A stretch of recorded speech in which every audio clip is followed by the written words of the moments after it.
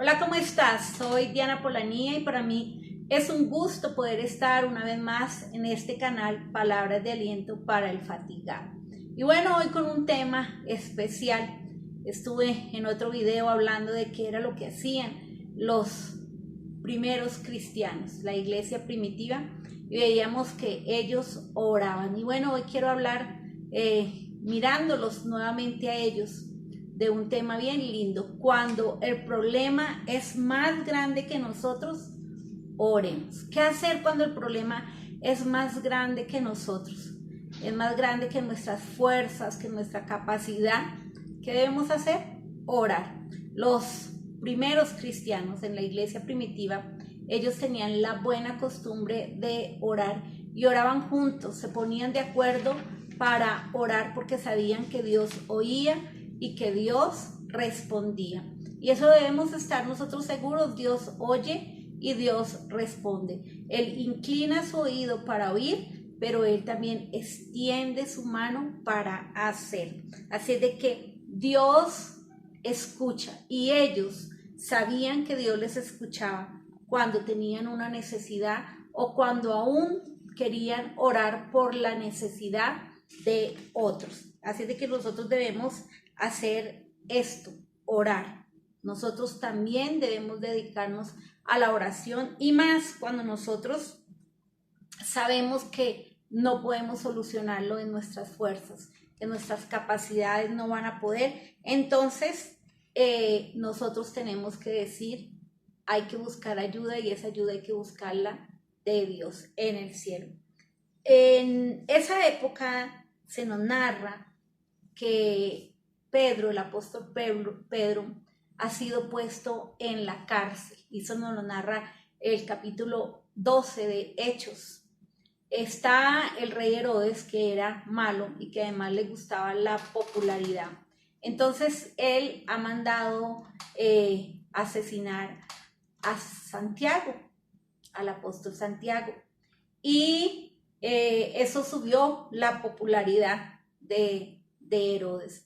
Entonces ahora sigue persiguiendo a los cristianos y ahora pone preso a Pedro. Y él ya tiene planeado decapitarlo en el aniversario de la muerte de Jesús. Todo está fríamente calculado de parte de Herodes. Así es de que él está en la cárcel, lo resguardan 6 soldados, hay puertas y puertas de protección bien cerradas, está encadenado. ¿Y qué hace la iglesia? Si el problema era tan grande, pues la iglesia ora. Ellos no tenían a quién acudir, ellos no tenían palancas en el gobierno, ellos no dijeron nos vamos a ir a hacer un montón de protestas y pancartas y vamos a armar un sindicato y marchas delante de la cárcel y ir a pelear con el gobierno. No, ellos no podían. Ellos eran una iglesia humilde, una iglesia sencilla y ellos no hicieron eso, no organizaron una protesta frente a la prisión, ellos no hicieron cartas de petición al gobierno, ellos no podían protestar frente al arresto, ellos tampoco prepararon el funeral de Pedro. Entonces, ¿qué hicieron ellos? Ellos oraron. Y ellos oraron como si la oración fuera su única esperanza. Y de hecho, era la oración a Dios la única esperanza. Y tal vez tú dices, bueno, pues es lo que me está sucediendo a mí. Yo no tengo a quién acudir, no tengo tal vez el dinero que necesito para llevar a mi familiar a ese tratamiento médico súper especializado. No tengo cómo sacar de escena a una mujer que se ha metido en mi matrimonio o a un hombre. No tengo cómo retirarle esos amigos pésimos a mis hijos. No tengo cómo quejarme ante alguien porque no tengo empleo. Es algo que hago lo que puedo hacer, pero el resto me toca ponerlo en las manos de Dios. Cuando hay anuncio de un cáncer, cuando hay anuncio de algo que tú dices aquí, lo único que puedo hacer, pues ellos hicieron así. Cuando el problema es más grande que nosotros, oremos. Ellos oraron y ellos oraron constante y fervientemente. Ellos oraron y cuando Dios decidió también, veo yo en la Biblia, destruir a los israelitas, ¿qué hizo Moisés? Moisés oró. Él oró porque no había otra cosa para hacer. Él oró y él oró fervientemente, con pasión, con clamor, para convencer al Señor de que no los abandonara, a pesar de que sabía que era un pueblo terco, extremadamente terco. ¿Qué hizo Nehemías cuando supo que tenía que reconstruir las murallas de su ciudad? Él lloró, pero él oró. Antes de ir a reparar, antes de usar cemento y ladrillo, él usó la oración. Eso hizo Nehemías, eso hizo Moisés, eso hizo Jesús. Ellos oraban. Así de que tenemos en el Antiguo Testamento también ejemplos de qué hacían los hombres cuando la situación era difícil, cuando el problema era grande. Ellos oraban. Y esta iglesia, la iglesia primitiva, seguía haciendo esto. Ellos oraban. Eso hizo la iglesia de Jerusalén. Así que Pedro estaba bien custodiado, pero como la iglesia estaba apoyándolo en oración, entonces, ¿qué sucedió? Que Dios respondió. Dios envió un ángel y se presentó un ángel del Señor y una luz resplandeció en la cárcel. Levántate pronto. Y las cadenas se le cayeron de las manos. Le dijo el ángel, cíñete y átate las sandalias. Y lo hizo así. Y le dijo, envuélvete en tu manto y sígueme. Eso lo vamos a leer en Hechos 12, del 5 al 8. Era un ángel enviado por Dios. Ese ángel enviado por Dios está caminando por las calles de Jerusalén hasta que llega a la prisión de Herodes. Pasó a través de los 3 juegos de puertas de hierro y de un pelotón de soldados y se pone delante de Pedro. Hay un resplandor, nos dice, fuerte para Pedro, pero Pedro no se despierta hasta que el ángel le dice, Pedro, Pedro, levántate. El ángel le recuerda aún a Pedro vestirse, ponte las sandalias, ponte tu manto, y comienzan a salir. Las puertas se van abriendo.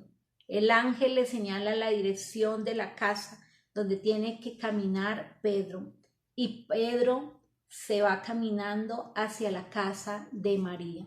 En esa casa estaban teniendo una reunión. Y no era cualquier reunión. Era una reunión de oración en honor a Pedro.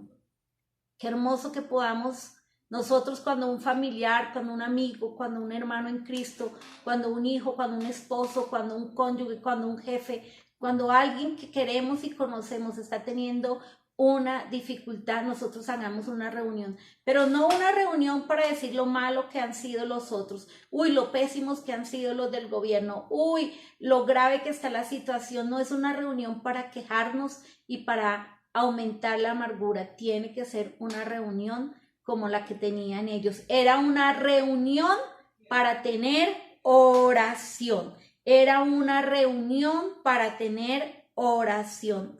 Estaban llenando la casa con intercesión. Y viene y abre la puerta la sirvienta y ve a Pedro y se alarma.